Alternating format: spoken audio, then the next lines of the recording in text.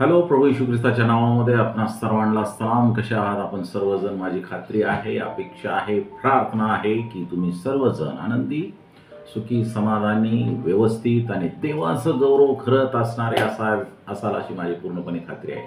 प्रियजनांनो, या आजच्या एका सुंदरशा वचनानं देवाला गौरव देण्यासाठी आजच्या वचनाद्वारे आपण पुढाकार घेऊया.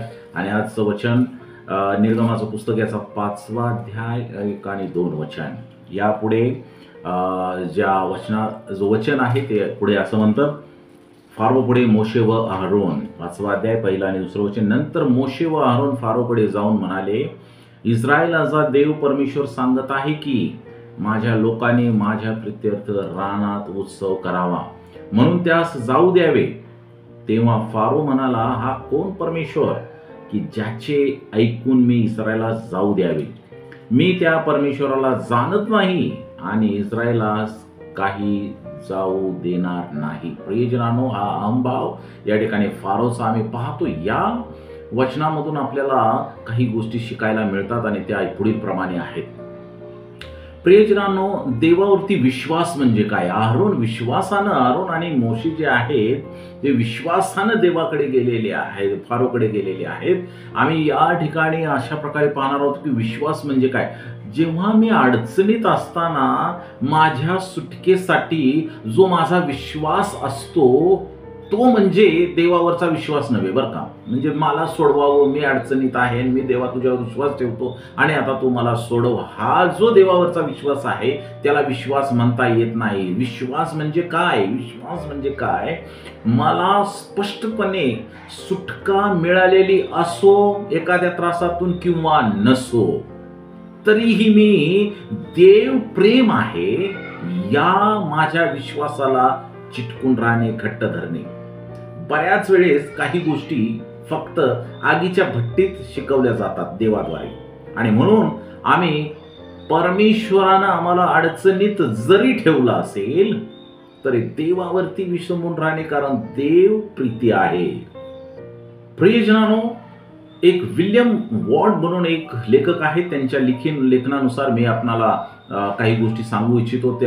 त्या आपल्या लेखकामध्ये असं म्हणतात की निराशा म्हणजे भूतकाळाबद्दल असंतोष. म्हणजे ख्रिस्ती लोकांची निराशा म्हणजे भूतकाळाबद्दल जे देवानं त्यांना आशीर्वादित केलेले होते अगोदर त्याबद्दल असंतोष असणे, वर्तमानाबद्दल तिटकारा असणे आणि भविष्याबद्दल अविश्वास असणे, निराशा याला म्हणतात. प्रियजनांनो, ख्रिस्ती लोक कधी कधी ज्यावेळेस निराश होतात ना एखाद्या गोष्टीसाठी, त्यांनी लक्षात ठेवावं की आम्ही मागे आम्हाला देवानं दिलेल्या आशीर्वादांचा अपमान करत आहोत, आणि म्हणून आम्ही मागचे जे आशीर्वाद आहे ते कधीही विसरू नये. जरी आमची परिस्थिती कठीण असली, जरी आमच्या परिस्थितीला काही एवढं सौंदर्य नसलं, जरी आमच्या परिस्थिती ही अत्यंत बिकट दिसत असली, जाणवत असली, तरीही देवावर विसंबून राहणे म्हणजे मागे ज्यावेळेस आपल्याला देवाने आशीर्वाद दिलेले आहेत त्या आशीर्वादांना आम्ही सन्मान देणे. देवाचा उद्दिष्ट काय आहे? परमेश्वराचा उद्दिष्ट काय असतो? देवाचा उद्दिष्ट किंवा देवाचे जे उद्दिष्ट आहे ते नेहमी लोकांच्यासाठी चांगले आहेत. लोकांच्यासाठी अत्यंत उत्तम असे उद्दिष्ट परमेश्वराजवळ आहेत. लोकांना हे समजून घेण्यास मार्गदर्शन करणे गरजेचं आहे. अनेकांना मार्गदर्शन करणे गरजेचं आहे. जे निराश होतात त्यांना मार्गदर्शन करणं गरजेचं आहे की देव नेहमीच त्याच्या लोकांना अडचणीपासून वाचवण्याचा मार्ग शोधतच असतो. कधीच तो त्या ठिकाणी मार्ग थांबवत नाही. उर्वरित मंडळीनं ज्यावेळेस अनेक लोक अडचणीत असतील त्यांना शिकवलं पाहिजे की देव तुमच्यासाठी मार्ग काढणार आहे. परमेश्वर तुमच्यासाठी मार्ग, त्याच्याजवळ अनेक मार्ग आहे, त्यातला एक मार्ग तुमच्यासाठी काढणार आहे. आणि म्हणून निराश मंडळीला तुम्ही आणि मी परमेश्वराच्या मार्गांच्या बद्दल शिकवणं गरजेचं आहे. जे उद्दिष्ट आहे त्याचं स्पष्टीकरण काय आहे याचं स्पष्टीकरण बायबलमध्ये स्पष्ट दिसतं. अनेक वर्ष, 430 वर्ष इब्री लोक मिस्राच्या राज्यामध्ये ते गुलाम म्हणून वावरत होते. प्रियजनांनो, 400 वर्षापासून देवाने इस्रायली लोकांशी केलेल्या कराराची पूर्तता करण्याच्या ज्या आवश्यक गोष्टी आहेत त्या पूर्ण केलेल्या नव्हत्या. अगदी योग्य वेळी देव मोशेला फारोकडे या वचनात आम्ही पाहतो की पाठवतो आणि त्याच्याद्वारे फारोला सूचना देतो परमेश्वर की माझ्या लोकांना जाऊ दे. निर्गम 5 अध्याय 1 वचन.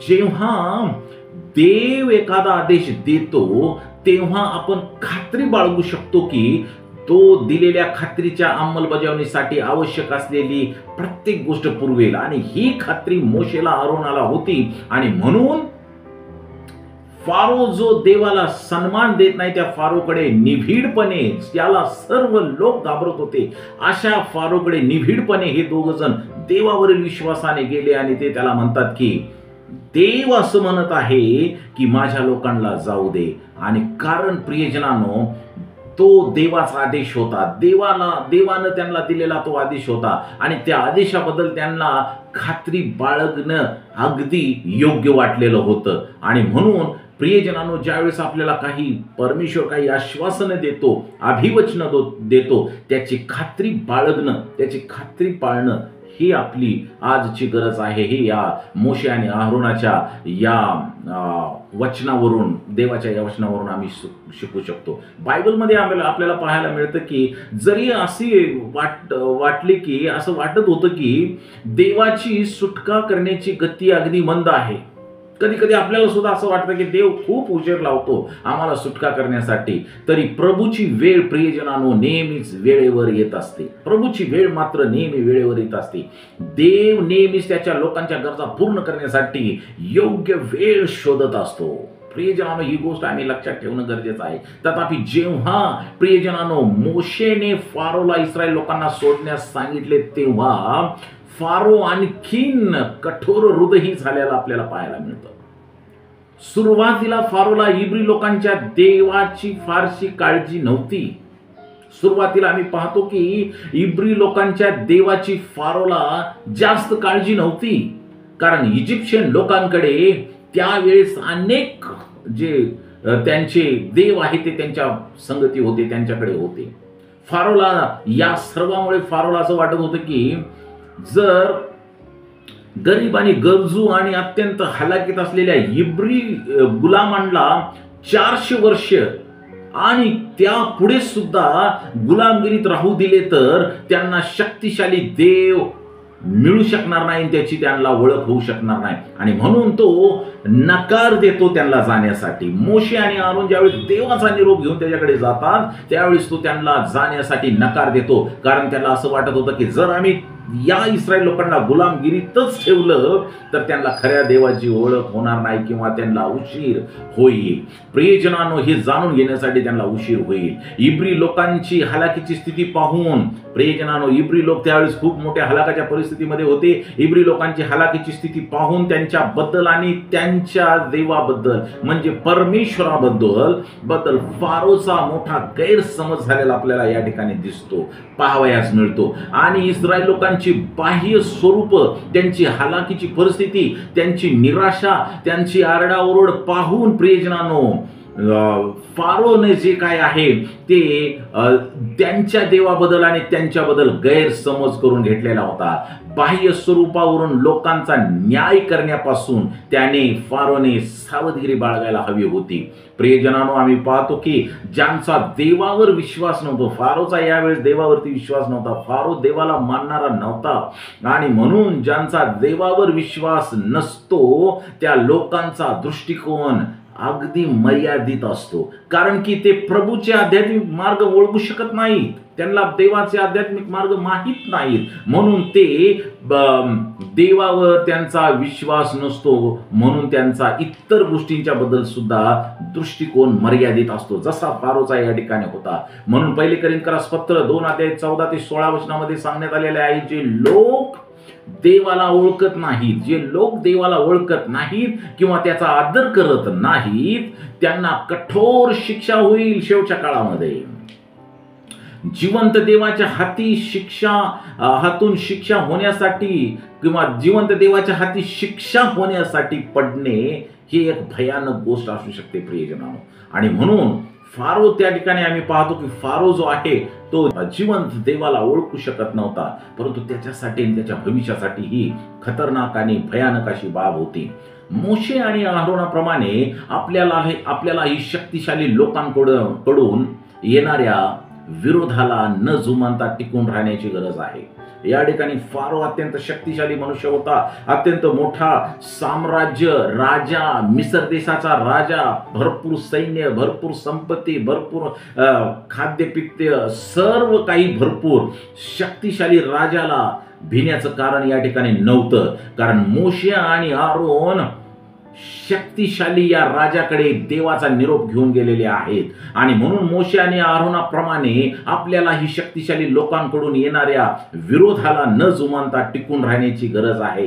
या ठिकाणी आरोन आणि मोशे देवासंगती चिटकून राहिले होते. देवाच्या वचनावरती त्यांचा विश्वास होता. देव कमकुवत नाही हे त्यांनी जाणून होते आणि म्हणून ते फारो पुढे जायला, जरी परिस्थिती बिकट होती तरी फारो पुढे जायला आणि देवाचा निरोप सांगायला आणि त्यांच्या लोकांना सोडवण्यासाठी मोशे आणि आरोन कमी पडले नाहीत. सुरुवातीला फारोला जेव्हा मोशेद्वारे फारोला कळलं, आरोनाद्वारे फारोला कळलं की इजिप्शियन लोक इस्रायल लोक इजिप्त हे सोडण्याची त्यांची इच्छा आहे, तिथून जाण्याची त्यांची इच्छा आहे, तेव्हा त्याने म्हणजे फारोने इब्री लोकांना आणखी कठोर परिश्रम करायला लावलं, आणखीन कठोर त्यांच्यावरती बोजा लादला, आणखीन कठोर त्यांच्यावरती मुकादम नेमले, जे त्यांना त्रास देतील, त्यांना छळतील आणि त्यांच्याकडनं काम करून घेतील. परंतु प्रियजनांनो, दुष्ट लोक असा विचार करतात की या दुष्ट राजाने विचार केला होता की माझ्या शक्तीने, माझ्या सामर्थ्याने,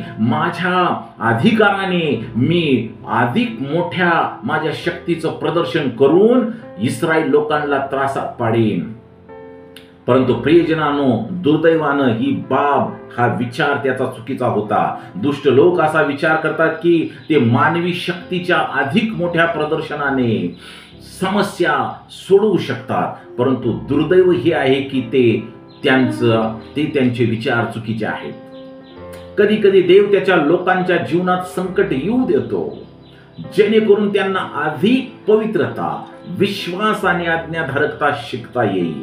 या ठिकाणी इस्रायल लोकांच्यावरती अत्यंत बिकट परिस्थिती होती, वाईट परिस्थिती होती, परंतु त्यातून त्यांना परमेश्वर जाऊ देत होता, कारण ते अधिक देवाजवळ यावेत. प्रियजनांनो, काय आज तुम्ही आणि मी बिकट परिस्थितीमधून जात असेल तर परमेश्वर आपल्याला त्याच्या जवळ अधिक प्रमाणात घेत आहे.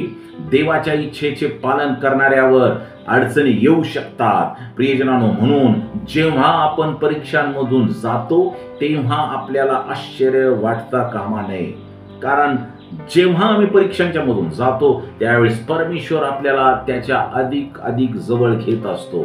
चांगले केल्याबद्दल तुम्हाला त्रास होत असेल तर खूप चांगली गोष्ट आहे. असं होत असेल तर चालेल, चांगली गोष्ट आहे. तुम्ही काहीतरी चांगलं करत आहात आणि मग तुम्ही त्रासात पडत आहात, हे चालेल, कारण त्यामुळे तुम्हाला ख्रिस्ताला अधिक जवळून ओळखण्यास मदत होत असते. प्रियजनांनो, याच्यापेक्षा मोठी बाब काय? कारण जेव्हा आम्ही अडचणीतून जातो त्यावेळेस ख्रिस्ताला अधिक ओळखण्याची आपल्याला ती संधी असते. प्रियजनांनो, आपण सर्वजण देवाचं गौरव करत राहूया आणि देवाला उंचवूया.